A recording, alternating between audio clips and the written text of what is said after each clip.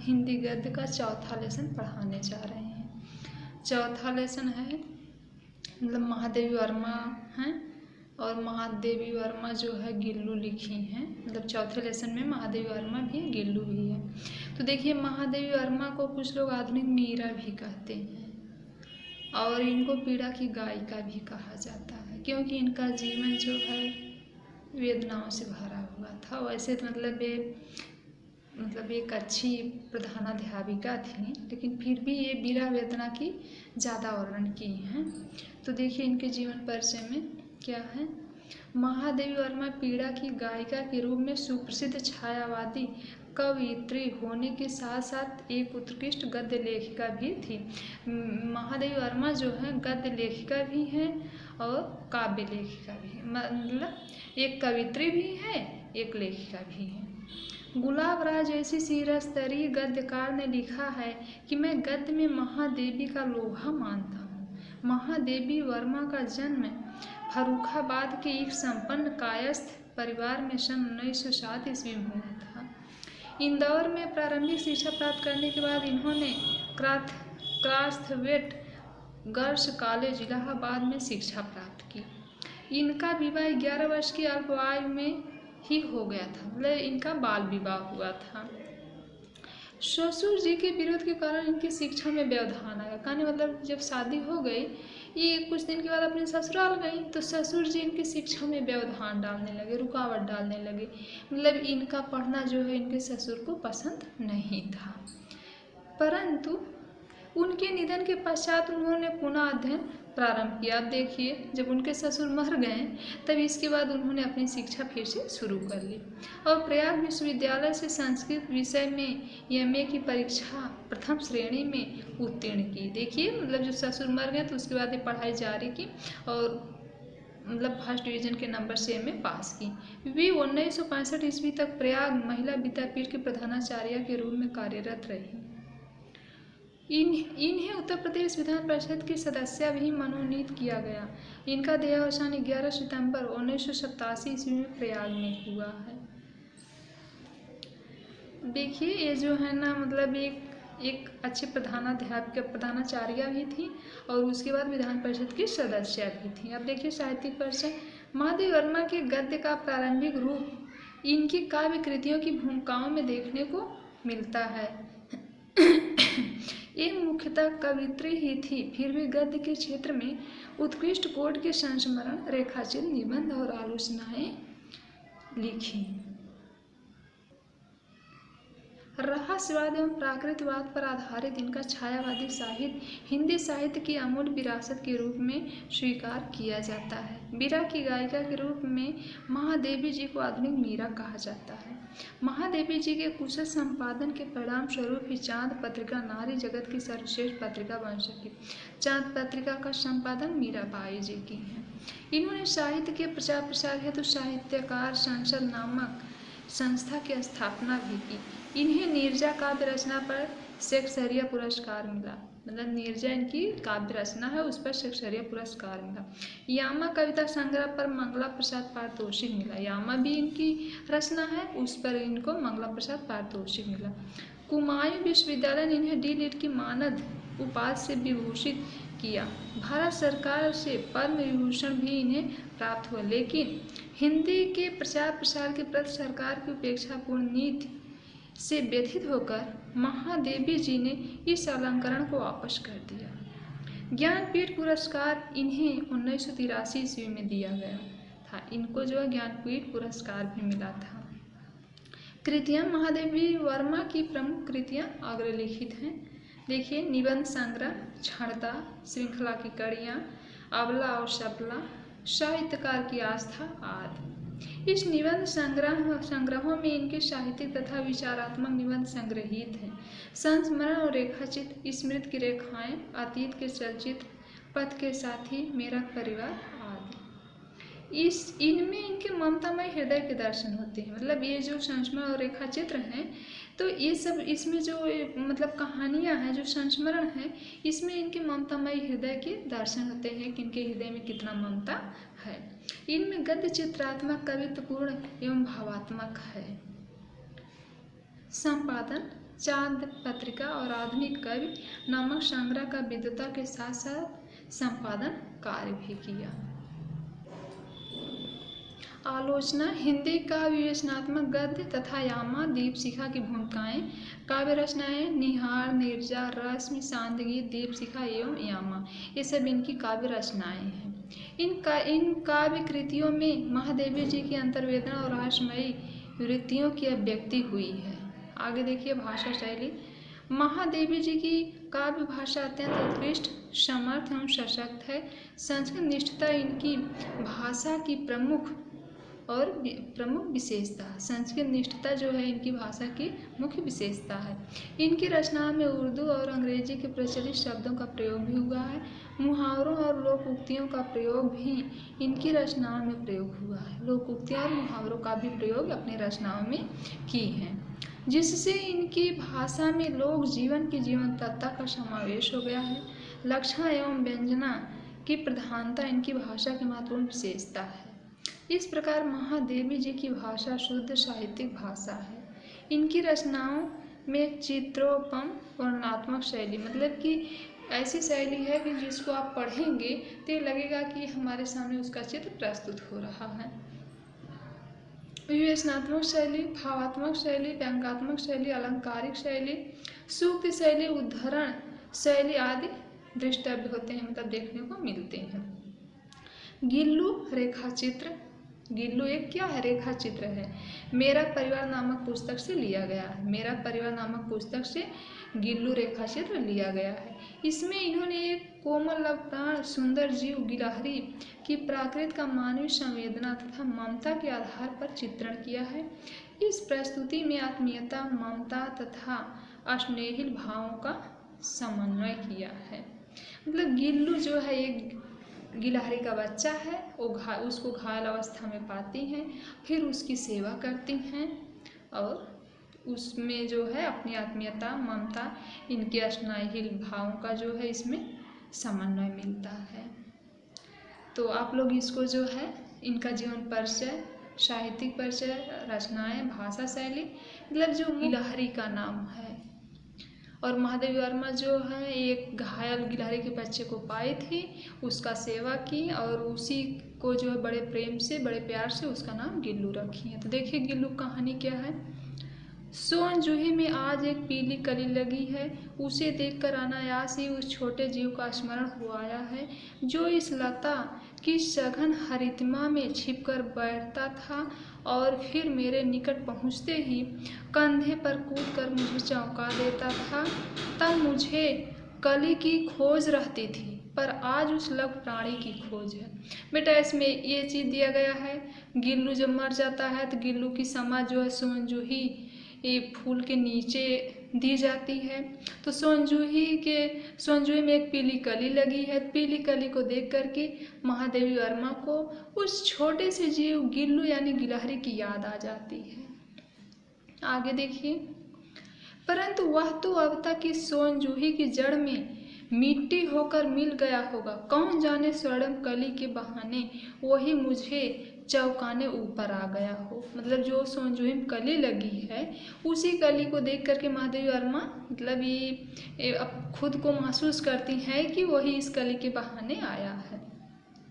अचानक एक दिन सवेरे कमरे से बरामदे में आकर मैंने देखा दो कौवे गमले के चारों ओर चोंचों से छुआ जैसा खेल खेल रहे हैं। या काकभुसुंडी भी विचित्र पक्षी, काकभुसुंडी कौवे को कहा जाता है, एक साथ समादरित, अनादरित, अति सम्मानित, अति अवमानित है। हमारे बेचारे पुरखे ना गरुड़ के रूप में आ सकते हैं, ना मयूर के, ना हंस के। उन्हें पितर पक्ष में हमसे कुछ पाने के लिए काक बनकर ही अवतीर्ण होना पड़ता है। बेटा देखिए इसमें कुछ मतलब हम लोगों की मान्यता है कि हमारे जो पूर्वज होते हैं वह पितर पक्ष में किसी और पक्षी के रूप में नहीं आते हैं, बल्कि उन्हें जब कुछ हमसे पाना रहता है तो वह कौवे के रूप में आते हैं। इतना ही नहीं, हमारे दूरस्थ प्रियजनों को भी अपने आने का मत संदेश इनके कर्कश स्वर ही में दे देना पड़ता है। दूसरी ओर हम कौवा और काँव काँव करने को अवमानना के अर्थ में ही प्रयुक्त करते हैं। बेटा देखो, पहले ऐसी वो अंधविश्वास था कि जब कौवा कहीं बैठकर बोलता था या किसी के द्वार पर बैठकर बोलता था तो उसे सुनकर के लोग ये कहते थे कि आज हमारे घर कोई मेहमान आने वाला है। मेरे काक पुराण के विवेचन में अचानक बाधा आ पड़ी, क्योंकि गमले और दीवार की संधि में छिपे एक छोटे से जीव पर मेरी दृष्टि रुक गई। निकट जाकर देखा, गिलहरी का छोटा सा बच्चा है जो संभवतः घोंसले से गिर पड़ा और अब कौवे जिसमें सुलभ आहार ढूंढ रहे हैं। आप समझ रहे हैं ना, जो दोनों कौवे छुआछुआवल कर रहे थे तो उसी गमले में चिपके छोटे से जीव को अपने चोंचों से मार रहे थे और उसमें अपना आहार ढूंढ रहे थे। काक द्वय की चोंचों के 2 घाव उस लव प्राण के लिए बहुत थे। भाई छोटा सा बच्चा था, अतः वह निश्चेष्ट सा गमले में चिपटा पड़ा था। मतलब वह निष्क्रिय होकर के गमले में डर के नाते चिपका था। सबने कहा कि कौवे की चोंच का घाव लगने के बाद यह बच नहीं सकता, अतः इसे ऐसे ही रहने दिया जाए। परंतु मन नहीं माना। मतलब महादेवी वर्मा जी कहती हैं, फिर भी मेरा मन नहीं माना। उसे हौले से उठाकर, उसे धीरे से आराम से उठाकर मैंने कमरे में ले गई।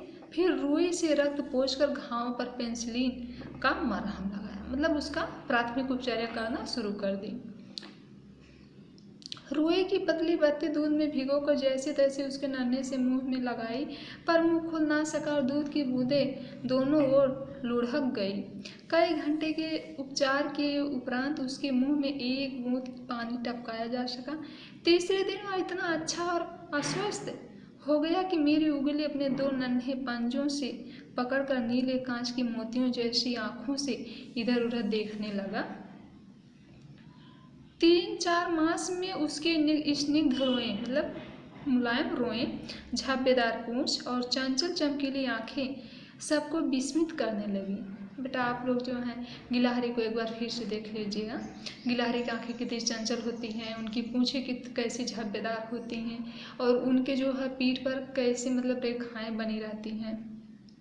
हमने उसके जातिवाचक संज्ञा को व्यक्तिवाचक का रूप दे दिया। भाई गिलहरी जातिवाचक संज्ञा है, लेकिन गिल्लू शब्द व्यक्तिवाचक हो गया और इस प्रकार हम उसे गिल्लू कहकर बुलाने लगे। मैंने फूल रखने की एक हल्की डलिया में रुई बिछाकर उसे तार से खिड़की पर लटका दिया। वही 2 वर्ष गिल्लू का घर रहा। वह स्वयं हिलाकर अपने घर में झूलता और अपनी कांच के मनकों सी आँखों से कमरे के भीतर और खिड़की से बाहर ना जाने क्या क्या देखता समझता रहता था, परंतु उसकी समझदारी और कार्यकलाप पर सबको आश्चर्य होता था। जब मैं लिखने बैठती तब अपनी ओर ध्यान आकर्षित करने की उसे इतनी तीव्र इच्छा होती थी कि उसने एक अच्छा उपाय खोज निकाला। वह मेरे पैर तक आकर सर से पर्दे पर चढ़ जाता और फिर उसी तेजी से उतरता। उसका यह दौड़ने का क्रम तब तक चलता जब तक मैं उसे पकड़ने के लिए ना उठती। यानी जब ये लिखने बैठती थी तो इनको जो अपनी तरफ आकर्षित करने के लिए वह सर से नीचे ऊपर दौड़ता रहता था। मैं कभी गिल्लू को पकड़कर एक लंबे लिफाफे में इस प्रकार रख देती कि अगले 2 पंजों और सिर के अतिरिक्त सारा लघुगत यानी छोटा शरीर लिफाफे के भीतर बंद रहता। इस अद्भुत स्थिति में कभी कभी घंटों मेज पर दीवार के सहारे खड़ा रहकर वह अपनी चमकीली आंखों से मेरा कार्यकलाप देखता रहता। भूख लगने पर चीख चीख करके मानो वह मुझे सूचना देता और काजू या बिस्किट मिल जाने पर उसी स्थिति में लिफाफे से बाहर वाले पंजों से पकड़कर उसे कुतरता रहता। फिर गिल्लू के जीवन का प्रथम बसंत आया। नीम चमेली की गंध मेरे कमरे में हौले हौले आने लगी। बाहर की गिलहरियां खिड़की की जाली के पास आकर चिक चिक करके ना जाने क्या कहने लगी। मतलब खिड़की के जाली में बंद था और जो बाहरी गिलहरियां रहती थी खिड़की के जाली के बाहर रहती थी तो चिक चिक करके कुछ अपनी भाषा में बोलती थी। गिल्लू को जाली के पास बैठकर अपनेपन से बाहर झांकते देखकर मुझे लगा कि इसे मुक्त करना आवश्यक है। मैंने कीले निकालकर जाली का एक कोना खोल दिया और इस मार्ग से गिल्लू ने बाहर जाने पर सचमुच ही मुक्ति की सांस ली। इतने छोटे जीव को घर में पले कुत्ते और बिल्लियों से बचाना भी एक समस्या ही थी। आवश्यक कागज पत्रों के कारण मेरे बाहर जाने पर कमरा बंद ही रहता है। मेरे कॉलेज से लौटने पर जैसे ही कमरा खोला गया और मैंने भीतर पैर रखा, वैसे ही गिल्लू जाली के द्वार से भीतर आकर मेरे पैर से सिर और सिर से पैर तक दौड़ लगाने लगा। तब से यह नित्य का क्रम हो गया। मेरे कमरे से बाहर जाने पर गिल्लू भी खिड़की की खुली जाली की राह बाहर चला जाता और दिन भर गिलहरियों के झुंड का नेता बना हर डाल पर उछलता कूदता रहता और ठीक 4 बजे वह खिड़की से भीतर आकर अपने झूले में झूलने लगता था। मतलब समय से बाहर निकलता था फिर समय से आ जाता था। मुझे चौंकाने की इच्छा उसमें ना जाने कब और कैसे उत्पन्न हो गई थी। कभी फूलदान के फूलों में छिप जाता, कभी पर्दे की चुन्नट में, तो कभी सोनजूही की पत्तियों में छिप जाता था कि अभी मुझे ढूंढेंगी। मेरे पास बहुत से पशु पक्षी हैं, उनका मुझसे लगाव भी कम नहीं है, परंतु उनमें से किसी को मेरे साथ मेरे थाली में खाने की हिम्मत हुई है, ऐसा मुझे स्मरण नहीं आता। गिल्लू इनमें अपवाद है। मैं जैसे ही खाने के कमरे में पहुंचती, वह खिड़की से निकलकर आंगन की दीवार बरामदा पार करके मेज पर पहुंच जाता और मेरी थाली में बैठ जाना चाहता। बड़ी कठिनाई से मैंने उसे थाली के पास बैठना सिखाया, जहां बैठकर वह मेरी थाली में से एक एक चावल उठाकर बड़ी सफाई से खाता रहता। काजू उसका प्रिय खाद्य था, मतलब काजू को ज़्यादा खाता था और कई दिन काजू ना मिलने पर वह अन्य खाने की चीज़ें या तो लेना बंद कर देता था या झूले के नीचे फेंक देता था। उसी बीच मुझे मोटर दुर्घटना में आहत होकर कुछ दिन अस्पताल में रहना पड़ा। मतलब मोटर दुर्घटना हो गई जिसमें वह घायल हो गई थी। उन दिनों जब मेरे कमरे का दरवाज़ा खोला जाता तो गिल्लू अपने झूले से उतरकर दौड़ता और फिर किसी दूसरे को देखकर उसी तेजी से अपने घोंसले में जा बैठता था। मतलब आता था तो सोचता था महादेव वर्मा है, जब दूसरे को देखता था तो उसी रफ्तार से जो अपने घोंसले में चला जाता था। सब उसे काजू दे जाते, परंतु अस्पताल से लौटकर जब मैंने उसके झूले की सफाई की तो उसमें काजू भरे मिले, जिनसे ज्ञात हुआ कि वह उन दिनों अपना प्रिय खाद्य कम खाता था। मेरी अस्वस्थता में वह तकिए पर सिरहाने बैठकर अपने नन्हे नन्हे पंजों से मेरे सिर और बालों को इतने हौले हौले यानी धीरे धीरे सहलाता रहता कि उसका हटना एक परिचारिका के हटने के समान लगता था।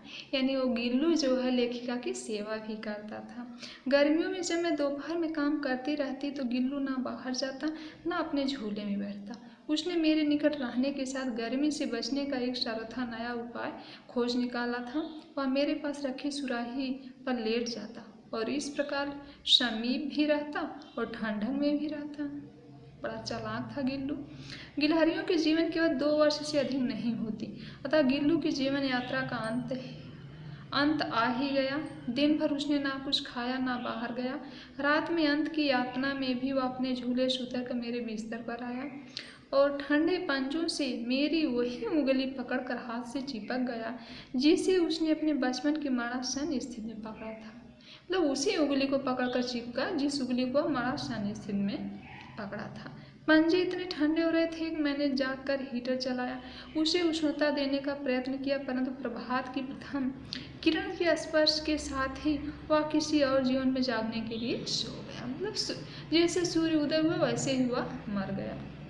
उसका झूला उतार कर रख दिया और खिड़की की जाली बंद कर दी गई, परंतु गिलहरियों की नई पीढ़ी जाली के उस पार चिक चिक करती ही रहती है और सोनजूही पर बसंत आता रहता है। सोनजूही की लता के नीचे गिल्लू की समाधि दी गई, इसलिए भी कि उसे वह लता सबसे अधिक प्रिय थी। इसलिए भी कि लघु गात यानी छोटा शरीर किसी वासंती दिन जूही के पिलाव छोटे फूल में खिल जाने का विश्वास मुझे संतोष देता है। सोनजूही जो है गिल्लू को बहुत पसंद थी, इसीलिए उसके नीचे उनको समाधि दी गई। अब देखिए यहाँ पर है विस्तृत लघुत्तरीय प्रश्न, इसको आप लोग पढ़ लीजिएगा। देखिए है ना, ऊपर एक गद्यांश का संदर्भ लिखिए, तो आप लोग लिखिएगा यह गद्यांश हमारी पाठ्य पुस्तक गद्य संकलन के गिल्लू नामक पाठ से लिया गया है।